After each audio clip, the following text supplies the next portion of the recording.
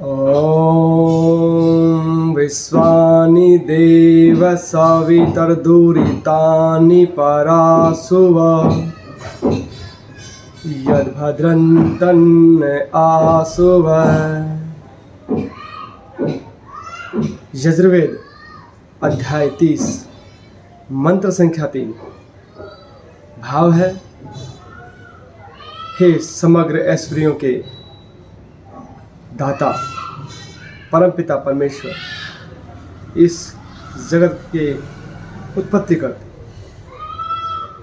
आप हम सब पर कृपा करके हमारे अंदर जितने भी दुर्गुण, दुर्व्यसन, बुरी भावनाएं हैं, बुरे विचार हैं, बुरी आदतें हैं, उन सब को हमसे शीघ्र ही दूर कीजिए और जो कल्याणकारी अच्छी गुण कर्म स्वभाव और पदार्थ हैं उनको हमें शीघ्र ही प्राप्त करवाइए। आप सभी को सादर नमस्ते जी। मैं प्रशिक्षु शास्त्री राजेश कुमार आर्य, दलित उदाहरणी भारत से आप सभी का हार्दिक अभिनंदन करता हूँ, स्वागत करता हूँ। आज की वीडियो में हम चर्चा करेंगे, क्या मनुष्य जब से इस सृष्टि में पैदा हुआ है तभी से ही क्या प्राकृतिक तौर से मांसाहारी है, या फिर मनुष्य को मांस खाना चाहिए या नहीं खाना चाहिए। तो आज हम शुरू करते हैं अपनी वीडियो को, और आप सब बुद्धिपूर्वक साथ में बने रहिए। हम इन सभी बातों को तथ्यों से, तर्कों से और युक्ति प्रमाणों से समझने का पूरा प्रयास करेंगे। जैसा कि आर्य समाज का चौथा नियम है, सत्य को ग्रहण करने और असत्य को त्यागने के लिए सर्वदा उद्यत रहना चाहिए, तत्पर रहना चाहिए। तो आपसे भी मैं विनम्र निवेदन, आग्रह करूंगा कि जब भी कोई बात आपको सत्य समझ में आ जाए तो जो गलत बात है, असत्य बात है, उसको छोड़ देना ही मनुष्यता है और हमें ऐसा ही करना चाहिए।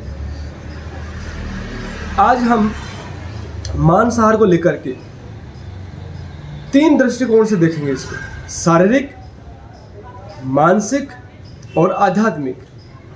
इन तीनों ही दृष्टिकोण से हम समझने का प्रयास करेंगे।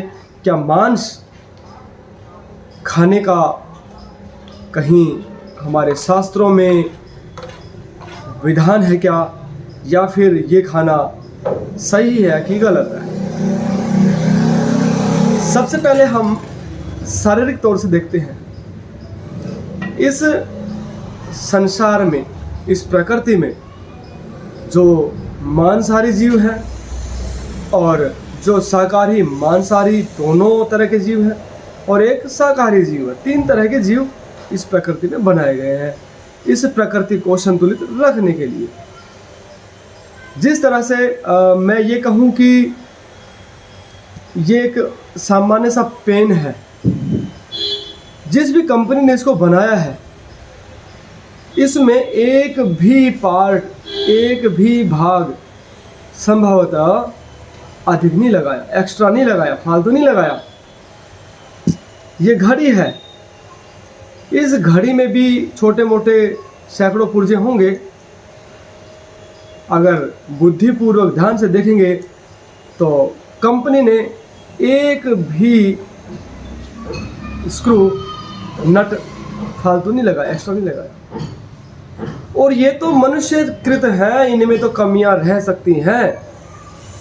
ये जो हम जब चारों तरफ जो देख रहे हैं, ब्रह्मांड, सृष्टि, ये ईश्वर की बनाई हुई है, और ईश्वर की बनाई हुई भी शब्द इसलिए, इसमें कमियां हो सकती हैं। वैसे मैं तुलना कर रहा हूं समझाने के लिए। तो ईश्वर की बनाई हुई इस सृष्टि में एक भी जीव, एक भी पदार्थ बिना काम के नहीं है, नकारा नहीं है। इस सृष्टि का जो चक्र, जो व्यवस्था जो चल रही है, इन सभी पदार्थों का, इन सभी जीवों का किसी न किसी रूप में उस चक्र को यथावत चलाने के लिए अपना योगदान है। ये शरीर ही देख लीजिए, कितने अंग प्रत्यंग लगे हुए हैं। क्या कोई इस शरीर में कोई एक भी छोटा सा भी आपको लगता है कि कुछ पार्ट एक्स्ट्रा लगा दिया? नहीं लगाया। प्रत्येक का कार्य है, बिना कार्य के तो कोई चीज़ ईश्वर ने बनाई ही नहीं। तो मांसाहारी जीव बनाए हैं, उसका भी कारण है मांसाहारी शाकाहारी, यानी जो उभय भक्षी होता है वो भी कुछ निमित्त ही बनाए हैं, और जो शाकाहारी है वो भी। तो अब हम ये इस पे चर्चा करते हैं कि जो मनुष्य है क्या वह स्वाभाविक तौर से प्राकृतिक तौर पे ईश्वर की तरफ से क्या मांसाहारी है क्या? तो जो जीव मांसाहारी हैं या शाकाहारी मांसाहारी दोनों तरह के जीव हैं, अर्थात जो किसी न किसी रूप में मांस को खाते हैं, उनके शरीर का अवलोकन कीजिए। सबसे पहली बात तो उनके पास नाखून होते हैं। नाखून हमारे भी हैं, लेकिन हमारे नाखून उतने मजबूत, उतने नुकीले नहीं हैं कि हम किसी जीव को ऐसे पकड़ करके मजबूती से मार सके। हमारे पैरों के भी, हाथों के भी नाखूनों की बनावट वैसी है ही नहीं। दूसरा, दांतों का।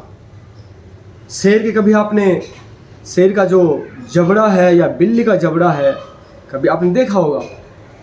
कुत्ते का देखो, जो भी मांसाहारी जीव है उनका जो ये वाले दांत हैं ये बड़े बाहर निकले होते हैं। क्यों? क्योंकि किसी भी जीव को पकड़ने के लिए ये आवश्यक है। और अगर मान लो कि ईश्वर उनको ये चीज़ें ना दें और उसको मांसाहारी बना दे तो भूखा मर जाएगा, वो तो शिकार कर ही नहीं पाएगा। इसीलिए ईश्वर ने जिस भी जीव को जितनी बुद्धि और बल की या शारीरिक संरचना की आवश्यकता थी, ईश्वर ने उसको दे के भेजा है। इसके आगे चलते हैं कि जो पेट में जो आंतें होती हैं, बड़ी आंत, छोटी आंत, वो जो मांसाहारी जीव है उसकी आंतें बहुत छोटी होती है लंबाई में, और वो जैसे ही खाता है वो बहुत जल्दी उसको शरीर से बाहर निकाल देता है। क्योंकि जब इस शरीर में धड़कन बंद हो जाती है, ऑक्सीजन का आदान प्रदान बंद हो जाता है, उसी समय से जब ऑक्सीजन हमारी कोशिकाओं तक नहीं पहुंचता तो वो ख़त्म होना शुरू कर देती हैं। उसके बाद में वो सड़ना शुरू हो जाती है। तो जैसे जीव को मार दिया, उसमें ऑक्सीजन का आना जाना बंद हो गया, तो उसकी कोशिकाएं अब समाप्त होने की तरफ बढ़ चली। वैसे ये शरीर 60-70 साल बिल्कुल जी सकता है, लेकिन मरने के बाद में 7 दिन नहीं रख सकती, इसमें दुर्गंध हो जाती है। ये इसी का कारण है। तो जैसे वो पेट में जाता है तो अगर वो ज़्यादा समय तक रहेगा तो सड़ेगा। इसीलिए उस परमात्मा ने उनकी जो आंतें हैं छोटी रखी, ताकि खाया 2-3 घंटे में ही वो फ्लश बाहर। उनकी आंखें भी बिल्कुल गोल होती हैं मांसाहारी जीवों की, और जो शाकाहारी है उनकी बादामी, मतलब इस तरह की होती हैं आंखें। पर 3 कारण तो मुख्य हैं ही हैं। अब हम अपने शरीर पे घटा के देखें, ना हमारे नाखून हैं, ना हमारे दांत हैं वैसे, और ना ही हमारे आंतें हैं। हमारी आंत तो बहुत लंबी है, जिसमें भोजन कम से कम 6 से 8 घंटे रहता ही रहता है। और आज के दृष्टिकोण से कहूँ तो व्यक्ति शौच केवल एक ही समय करने लग गया। कुछ गांव के लोगों को छोड़ करके शहरों में केवल सुबह सुबह ही शौच करते हैं। इसका क्या तात्पर्य हुआ कि कम से कम भोजन 22 से 24 घंटे उनके पेट में रहता है। तो अगर मांस खाया और वो 22 से 24 घंटे पेट में रहेगा तो क्या हाल करेगा। इसके अलावा इस संसार में शाकाहारी भोजनालय, जिसके आगे लिखा होता है शुद्ध शाकाहारी भोजनालय, आपको लाखों करोड़ों अरबों मिल सकते हैं पूरे संसार में, लेकिन संभवतः एक भी भोजनालय ऐसा नहीं मिलेगा जिस पे लिखा हो शुद्ध मांसाहारी। मनुष्य मांस खाता है, और लगभग आज तो जहाँ तक मैं देख पा रहा हूँ 90% मनुष्य मांस खाने लग गए। लेकिन फिर भी एक भी मनुष्य संभवतः, अपवाद हो सकता है कि किसी ने जानबूझ के ऐसा किया होगा, पर मैं एक सामान्य बात कर रहा हूँ, स्वाभाविक बात कर रहा हूँ, संभवतः एक भी मनुष्य इस संसार में ना मिले जिसने मांसाहारी जीवों की तरह, शेर की तरह जन्म से लेकर के मृत्यु तक कच्चा मांस खाया हो और केवल उसी पे निर्भर रहा हो। नहीं है। तो हम किस आधार पे कह सकते हैं कि ये जो शरीर है मनुष्य का, ये शुरू से ही मांस खाता था? किसी पाखंडी वैज्ञानिक ने ये भी प्रसारित कर दिया कि शुरुआत में जो मनुष्य है वो जंगल में रहता था, उसके पास बुद्धि नहीं थी और वो मांस खाता था, मांसाहारी था। क्या ये बात पूर्णतः सत्य है? नहीं है ये सत्य। पहली बात तो मनुष्य आज जिस स्वरूप में है उसी रूप में ईश्वर ने उसको पैदा किया था। लेकिन ये विषय अलग है, मैं इसको अभी नहीं लूँगा। हम उनकी ही बात को मान लेते हैं कि चलो जंगल में था। सोचो कि आज की तुलना में आज से लाखों वर्ष पूर्व जंगल अधिक थे या कम थे? अगर जंगल आज की तुलना में अधिक थे तो सीधी सी बात है कि फल फूल भी तो अधिक ही होंगे। और जब फल फूल अधिक थे तो मनुष्य फलों को छोड़ करके सीधा मांस पे क्यों जाएगा? हाँ, ये हो सकता है कि बाद के काल में कि किसी मनुष्यों ने जो जंगल में रहते थे, अगर उन्होंने देखा कि कोई मांसाहारी जीव जैसे शेर मांस को खा करके और चले गए, तो उसने सोचा होगा कि ये कुछ खा के गया है, उसमें से कुछ खाया होगा टुकड़ा, और संभवतः उसने सोचा होगा कि ये भी यार मेरा पेट इससे भी भर सकता है। हो सकता है कि ऐसा हुआ होगा। भाई भूखा मरता क्या नहीं करता व्यक्ति, कोई भी जीव। हो सकता है कि किसी के सामने ऐसी परिस्थिति रही हो तो उसने मांस खाना शुरू किया हो, उसके बाद में उसने स्वयं शिकार करना शुरू कर दिया हो। पर इन तथ्यों से हम ये कैसे कह सकते हैं कि मनुष्य जन्म से ही स्वाभाविक रूप से मांसाहारी है? बिल्कुल नहीं कह सकते, है ही नहीं ऐसा। और इस दुनिया में कोई अगर साबित कर सके कि इस सृष्टि में पैदा होने वाला पहला मनुष्य जब उसको भोजन की आवश्यकता थी तो उसने शिकार करके खाया हो, तो मुझे समझाने का प्रयास कीजिए। नहीं। और अगर पहला मनुष्य ही स्वाभाविक रूप से मांसाहारी होता तो जैसे शेर को कभी भी जीव को मारने में दया नहीं आती, क्योंकि दया करेगा तो भूखा मर जाएगा वो। तो एक बिल्ली चूहे को पकड़ते समय जब वो चूहा छटपटाता है, दर्द से चीखता है, बिल्ली को दया नहीं आती। लेकिन मनुष्य का स्वभाव है दयावान। किसी दूसरे को तड़पते देख करके, उसका खून देख करके अंदर से बेचैन हो जाता हो। ये स्वभाव है। चाहे कोई कसाई का बेटा ही क्यों ना हो, जब वो पहली बार उस जीव को काटते और मरते और तड़पते और खून को देखता है तो शायद संभवतः वो भी बेचैन हो जाता है। तो हम नहीं कह सकते कि शारीरिक रूप से मनुष्य मांसाहारी है। अब हम देखते हैं कि जो भावनाएं हैं मानसिक रूप से हैं या आत्मिक रूप से। एक व्यक्ति मांसाहारी है, खूब मांस खाता है, बहुत मांस का शौकीन है वो, बहुत ज्यादा। ऐसे व्यक्तियों के मान लो 100 व्यक्तियों पे हम एक रिसर्च करते हैं, अन्वेषण करते हैं कि उन 100 व्यक्तियों को जो मांस खाते हैं, उन सब को पहले हम एक सुंदर उपवन में लेके जाते हैं, बाग में लेके जाते हैं, जहाँ पे तरह तरह के फूल हैं, फल हैं, और वो कई किलोमीटर दूर लंबा है। और उनको बिना बताए हम उनके चेहरों के जो भाव हैं उनकी रिकॉर्डिंग करना चाहेंगे एक कैमरे के द्वारा, कि उनके चेहरे पे जो भाव हैं वो कैसे बनते हैं। उसके बाद में उन्हीं 100 व्यक्तियों को जो मांसाहारी हैं हम लेके जाते हैं एक कत्ल खाने में, बुचड़ खाने में, जहाँ पे सैकड़ों हजारों पशु काटे जाते हैं, जिसमें गाय, भैंस, घोड़े, बकरे जो भी हों उन सब में लेके जाते हैं। और वो भी कई किलोमीटर लंबा चौड़ा है, जहाँ कुछ पशु अभी कटने की बारी में इंतज़ार कर रहे हैं, किसी को काटा जा रहा है, वो चिल्ला रहे हैं बेचारे अपने दर्द भरी आवाज़ में। कुछों को गर्दनें अलग कर दी हैं, खून बिखरा हुआ है, किसी की जो चमड़ी है वो उधेड़ दी गई है, वो लटके हुए हैं, और इस तरह का माहौल उसमें बिल्कुल है। और घुमा के लेके जा, अब बाहर आ गए। अब हम उनके वीडियो का, जो 2 वीडियो हमें बनाए हैं, एक बाघ का और एक उस कत्ल खाने का, दोनों का हम ध्यानपूर्वक विश्लेषण करते हैं, ध्यान से देखते हैं। और आप भी अपनी पूरी ईमानदारी से बताइए, क्या मांसाहारी होते हुए भी दोनों जगह उनके भाव एक जैसे रहेंगे?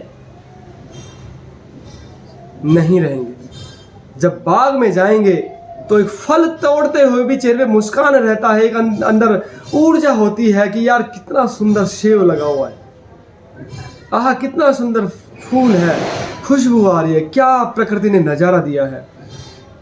संभवतः वो अधिकतर लोग बिल्कुल प्रसन्न होंगे, उनके चेहरे के भाव सकारात्मक होंगे, उनके चेहरों पे एक तेज ऊर्जा होगी। लेकिन जब वैसे ही वो कत्ल खाने में जाएंगे तो उनके चेहरे पे बेचैनी और नकारात्मक भाव अवश्य होंगे। लेकिन अगर यही वाकया हम एक शेर के साथ में दोहराएं कि शेर को हम जंगल में भेज रहे हैं, उसको फूलों से, फलों से कोई मतलब नहीं, उसके चेहरे पे कोई सकारात्मक भाव नहीं आएगा। लेकिन जैसे ही वो कत्ल खाने में जाएगा तो प्रसन्न हो जाएगा, और वो भी भूख के मारे किसी न किसी जीव को पकड़ के और खा करके और मस्त हो जाएगा। उसके भाव में और मनुष्य के भाव में फर्क आ जाएगा।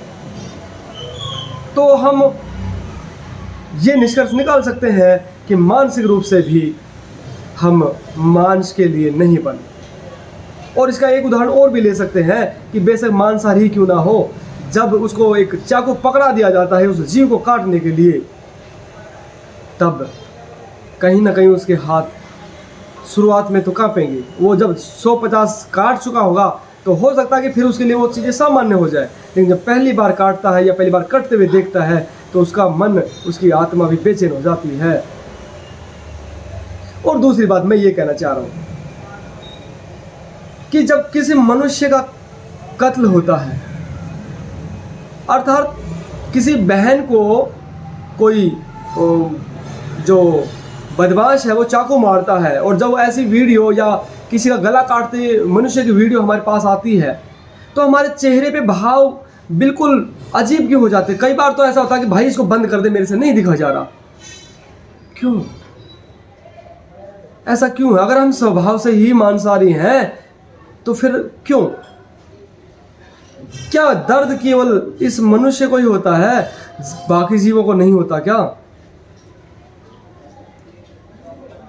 होता है। हम समझना ना चाहें अपने स्वार्थ के वशीभूत होकर के तो वह अलग बात है।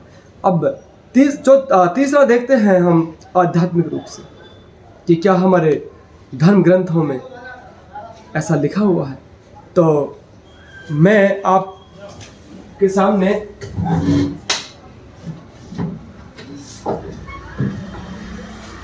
एक मनुस्मृति है जो काफ़ी प्रसिद्ध है, और कुछ लोगों ने इसको विवादित भी बना दिया गया है। इसके 5वें अध्याय के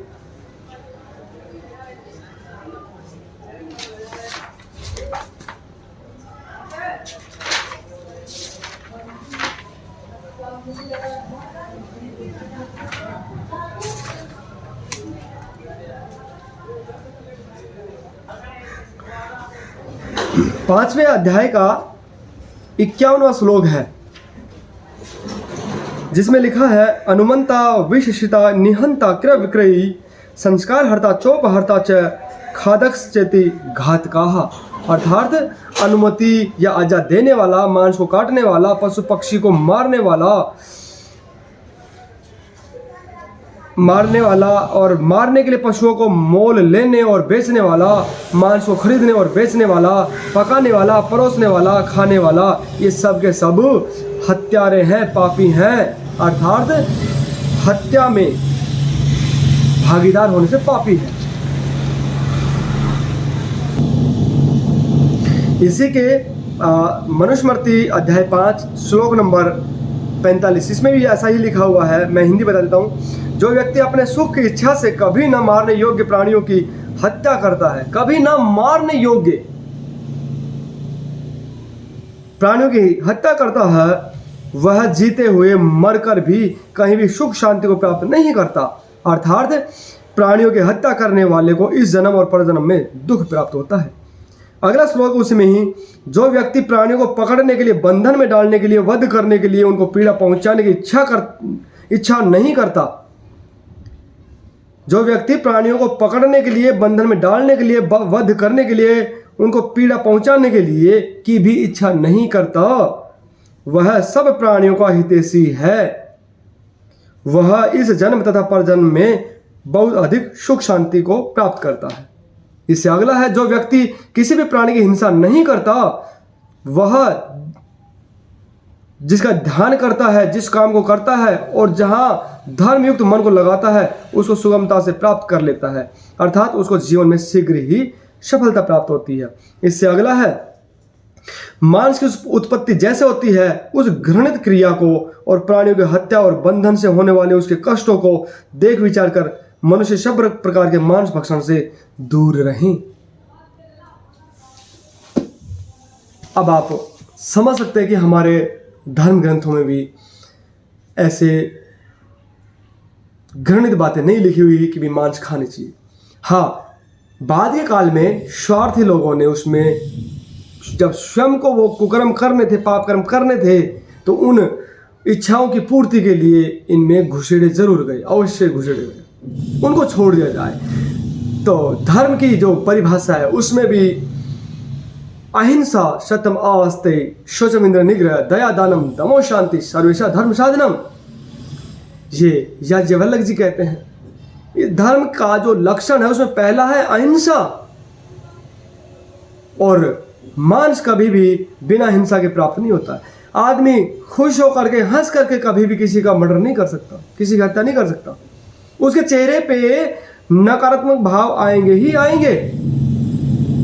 उसको गुस्सा या फिर ऐसे भाव मारने के लिए करना ही पड़ेगा, प्रसन्न होकर नहीं कर सकता। जबकि जब हमारे जो अष्टांगिक योग है उसमें भी अहिंसा का पहला है, और हमारा यहाँ अहिंसा परमो धर्म कहा गया है।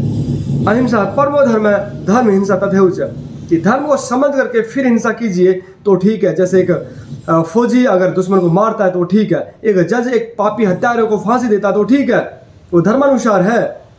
उसके अन्यथा बिना किसी कारण के किसी भी जीव को सताना, दुख देना, मारना हिंसा कहलाती है। इसीलिए यहाँ अहिंसा परमो धर्म है। लेकिन आज तो हमारे पाखंडी एक तरफ पूजा पाठ करेंगे और फिर मांस भक्षण करेंगे। ऐसे ऐसे पाखंडी इकट्ठे हो चुके हैं कि मैं तो मंगलवार को मांस नहीं खाता। क्यों भाई, मंगलवार को ऐसा क्या हो गया? बाकी दिन खा सकते हो और मंगलवार को नहीं खा सकते। आपको पता है कि मंगलवार को खाओगे तो पाप लगेगा, तो बाकी दिन नहीं लगेगा क्या? अरे बाकी दिन भी तो उस ईश्वर के बनाए हुए हैं ना। कई कई श्रावण मास में छोड़ देते मांस 1-1.5 महीना। अरे पाखंडियों, जब तुम्हें ये पता है कि श्रावण मास में नहीं खाना चाहिए, तो फिर बाकी दिनों में मांस कैसे खा लेते हैं? मैं आपको एक और उदाहरण के माध्यम से कुछ संदेश देना चाहूंगा कि मैं अभी दिल्ली में बैठा हुआ हूं और मेरे घर से फोन आता है कि बेटे का हाथ एक खेलते समय दुर्घटना में मशीन से यहाँ से हाथ कट गया। अब बताओ कि मेरी हालत क्या रहने वाली है उस समाचार को सुन करके। संभवतः मैं ये कहूँगा कि इसको फटाफट से लेकर के और हॉस्पिटल जाओ। मैं भी हॉस्पिटल पहुँच रहा हूँ। व्यक्ति जिस भी हालत में होगा उसको छोड़ करके और ज़्यादा शीघ्र अस्पताल पहुँचने का प्रयास करेगा और डॉक्टर्स को पैसे भी देगा, निवेदन भी करेगा कि मेरे बेटे का ये हाथ पुनः जोड़ दीजिए। वो बेचैन हो जाता है अपने बेटे की हालत देख करके और बड़ा विचलित हो जाता है, व्याकुल हो जाता है। और सोचो कि यही हाथ किसी पड़ोसी ने लड़ाई में काट दिया हो, तब गुस्सा भर जाएगा कि उस पड़ोसी का हाथ मैं भी काट दूं या उसका मर्डर कर दूं, और ये भी नहीं कर पाऊंगा तो कम से कम पुलिस कंप्लेंट तो करूंगा ही करूंगा। अरे अपने बेटे का हाथ जब दुर्घटना में कट जाता है तब तो आप बेचैन हो जाते हैं, और किसी जीव की गर्दन आपकी जीभ के स्वाद के लिए कटती है, उसकी गर्दन कटती है, कितना दर्द होता होगा उसको। कल्पना करो, क्या वो किसी का बेटा नहीं है? क्या वो किसी का भाई नहीं है? क्या वो जीना नहीं चाहता? क्या उसके अंदर जीने की इच्छा नहीं है? और कुछ पाखंडी लोग ये भी कुतर्क देते हैं कि अगर हम इनको नहीं खाएंगे तो इनकी संख्या बढ़ जाएगी।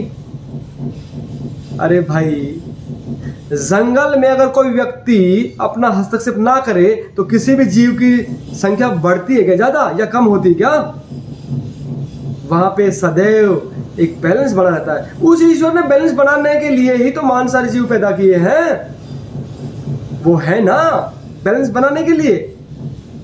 और फिर भी अगर आप इतने ही इस बैलेंस के चलते इतने व्याकुल हैं तो इस धरती पर अगर सबसे ज्यादा गंदगी फैलाई है ना तो इस मनुष्यधारी शरीर ने फैलाई है। सारी समस्याओं की जड़ यही है। वैसे तो ईश्वर ने सर्वोत्तम कृति इसी को बनाया था, बुद्धि दे करके कि संसार ये स्वयं का भी कल्याण करेगा और इस संसार का भी उपकार करेगा। लेकिन ये यहाँ आकर के अपने धर्म को, अपने मूल स्वभाव को, मनुष्यता को, मानवता को भूल गया और पशुओं से भी नीचे गिर चुका है। पशु तो अभी भी अपने मूल स्वभाव पे है, मूल धर्म पे है, लेकिन ये मनुष्य अपने धर्म, अपने मूल स्वभाव, मनुष्यता, मानवता, इंसानियत पे नहीं है। ये धर्म को भूल गया है, इसीलिए समस्याएं खड़ी हो रखी है। अगर खत्म करना है तो इसको खत्म करो ना भाई। लेकिन हम सुखवाद में, इस भौतिकवाद में इतने फंस चुके हैं कि अपने सुख के लिए हम किसी को भी खत्म कर देना चाहते हैं। अरे कल्पना करो कि जिस दिन ये जीव खत्म हो जाएंगे और केवल मनुष्य बचेगा तो क्या ये सृष्टि सही ठीक चलेगी क्या? क्या इन जीवों का कोई भी योगदान नहीं है इस सृष्टि के संचालन में? अगर खुद को समझ में ना आए तो कभी अपने वैज्ञानिकों से बात करके देखो कि अगर ये जीव ना रहे इस सृष्टि में तो जी नहीं पाओगे। क्या बैलेंस बनाने वाले हो तुम? खुद के शरीर का बैलेंस बनता नहीं है, मस्तिष्क का बैलेंस बनता नहीं है, चले हो इस सृष्टि का बैलेंस बनाने के लिए। अरे इम्बैलेंस ही इस मनुष्य ने किया है, इस पूरे सृष्टि को असंतुलित ही इसने किया है। गंदगी जितनी फैलाई इसने की है अपने विकास के नाम पर। इसको विकास की परिभाषा नहीं पता, केवल और केवल भौतिकवाद में फंसा हुआ है, जबकि इस शरीर में केवल और केवल भौतिक तत्व नहीं है, इसमें कुछ और भी है। हमें उसका भी ख्याल रखना चाहिए। अरे सोचो कि एक मनुष्य लंबा तगड़ा है, बिल्कुल बलिष्ठ है, सुंदर है, उसका शरीर स्वस्थ है और उस शिक्षा भी है और बहुत अच्छी नौकरी भी है, गाड़ी घोड़ा सब कुछ है, लेकिन वो उसके अंदर मनुष्यता नहीं है, मानवता नहीं है, इंसानियत नाम की कोई चीज नहीं है, धर्म नहीं है उसके अंदर। तो सोचो कि वो व्यक्ति किस काम का है? किसी काम का नहीं। तो केवल शरीर को मत पालो, अरे इसके अंदर आत्मा का निवास है, उसको भी भोजन दो, उसको भी पुष्ट करो। जिसकी आत्मा सबल होती है ना, वो शरीर से कमजोर होता हुए भी बड़ी से बड़ी ताकत से लड़ बैठता है वो, क्योंकि वो सत्य के मार्ग पे होता है। धर्म वही होता है जो आत्मा के अनुकूल हो। जहां आत्मा विचलित हो जाए उसको छोड़ देना चाहिए। अंतिम में बस एक बात और कह करके मैं अपनी वाणी को विराम दूंगा कि जब एक शरीर किसी भी जीव का अपने आप से खत्म होता है, यानी मृत्यु को प्राप्त होता है, उस समय उसका शरीर दूसरी तरफ कोई भी एक फल जो अपनी चरम सीमा पर पक करके और अपने पेड़ से अलग होता है, अब उस फल और उस मृत शरीर दोनों की जांच कीजिए कि कौन सा खाने लायक है। डॉक्टर बता देंगे कि वो फल ही खाने लायक है, अब ये खाने लायक नहीं है, क्योंकि कोई भी जीव मृत्यु को तब ही प्राप्त करता है जब उसका शरीर, उसके अंग प्रत्यंग, उसके जो कोशिकाएं हैं वो जर्जर हो जाती हैं। और इससे बड़ा उदाहरण क्या हो सकता है कि स्वभावतः कोई जीव मरता है तब उसका शरीर और स्वभावतः पक करके किसी फल का नीचे गिरना, दोनों को अगर हम तुलनात्मक देखें तो ये शरीर है, ये खाने लायक नहीं रहा, और ये फल है, ये खाने की अपने सर्वोत्तम बढ़िया से बढ़िया श्रेष्ठ अवस्था में है ये। अब आप समझ सकते हो कि क्या चीज खाने वाली है, क्या चीज नहीं खाने वाली है।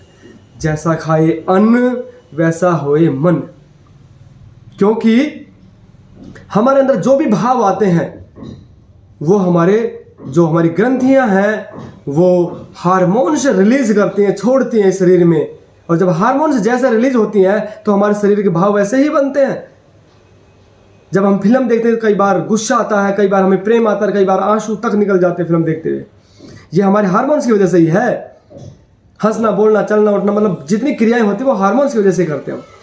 तो जब किसी जीव को काटा जाता है तो उसके शरीर में भी तो कुछ प्रतिक्रिया होती होगी। जब किसी भी जीव को मारा जाता है, काटा जाता है, तो दो ही प्रतिक्रिया होती है। अगर उसके अंदर ताकत है तो गुस्सा आएगा उसको, और अगर वो कमजोर है तो हीन भावना और नकारात्मक भाव आ जाएगा कि मैं तो बस मर गया, बिल्कुल मर गया, इस तरह के भाव आएंगे। और जब जो जीव कट जाता है तो उसके शरीर में उन हार्मोन्स का कुछ तो तत्व रहता ही होगा ना बाकी। और जब हम उसको पका करके, उबाल करके जब खाते हैं तो वो हार्मोन्स भी तो कुछ न कुछ हम अपना प्रभाव डालते होंगे हमारे शरीर में। आज भाई भाई में जितनी लड़ाई हो रही है, बाप बेटे की जो नहीं बनती है, हमारा परिवार, समाज और राष्ट्र बिखर चुका है। हम जंगली जीवों की तरह लड़ते हैं छोटी छोटी चीज़ों के लिए, सड़क पर चलते हुए मर्डर हो जाते हैं, हम 50 रुपए के लिए किसी की हत्या कर देते हैं। ये सब हमारे दूषित खान पीन से ही होता है। तो आओ मेरे सम्मानित सभी भाई बहन, मेरे बड़े पिता तुल्य जो भी हैं, सब के सब बुद्धिपूर्वक विचार करते हुए हम अपने भोजन को शुद्ध सात्विक बनाने का प्रयास करें। जितना हमारा भोजन शुद्ध सात्विक होगा, हमारे शरीर पे, हमारे मन पे, हमारे आत्मा पे उसका वैसा ही प्रभाव पड़ेगा।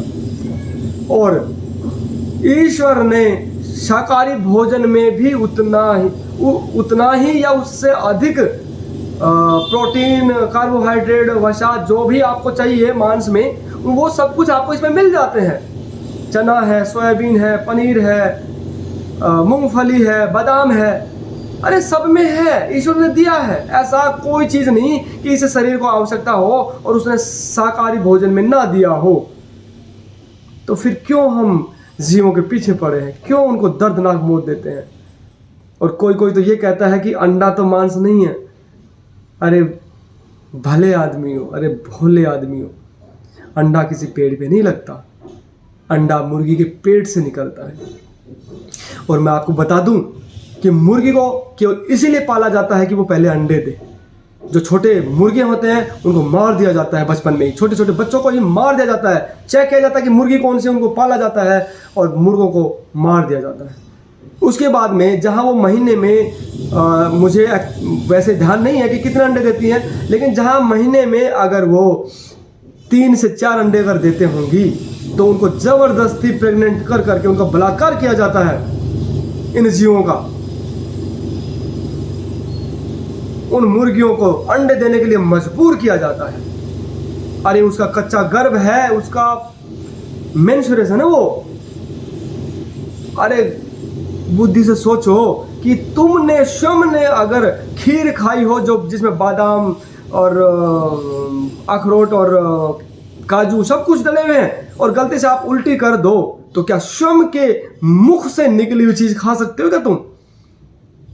संभवतः नहीं खा सकते। अरे तो किसी के पीछे से निकली हुई चीज को कैसे खा सकते हो तुम? वहां से तो विष्ठा निकलती है, मल निकलता है, उसको कैसे खा लेते हो तुम? अगर सोचो तुम्हारी पत्नी के कच्चे गर्भ को कोई निकाल के खा जाए, कैसा महसूस होगा तुम्हें? अरे तुम तो जानवरों से भी नीचे गिर चुके हो। सोचिए, विचार कीजिए और अपने भोजन को पुनः शुद्ध सात्विक कीजिए। इन्हीं शब्दों के साथ में मैं अपनी वाणी को विराम देता हूं। और किसी भी भाई का, किसी भी बहन का कोई भी इस संदर्भ में प्रश्न हो तो अवश्य पूछिएगा, कोई शंकाएं हो तो अवश्य पूछिएगा। ईश्वर ने हमें मनुष्य बना के भेजा है तो हमें अपने स्वभाव से, अपने व्यवहार चरित्र से हमें मनुष्य बनाना चाहिए। आप सभी ने मेरे को ध्यानपूर्वक धैर्य से सुना, इसके लिए आप बहुत बहुत धन्यवाद के पात्र हैं। आप सभी को सादर नमस्ते जी।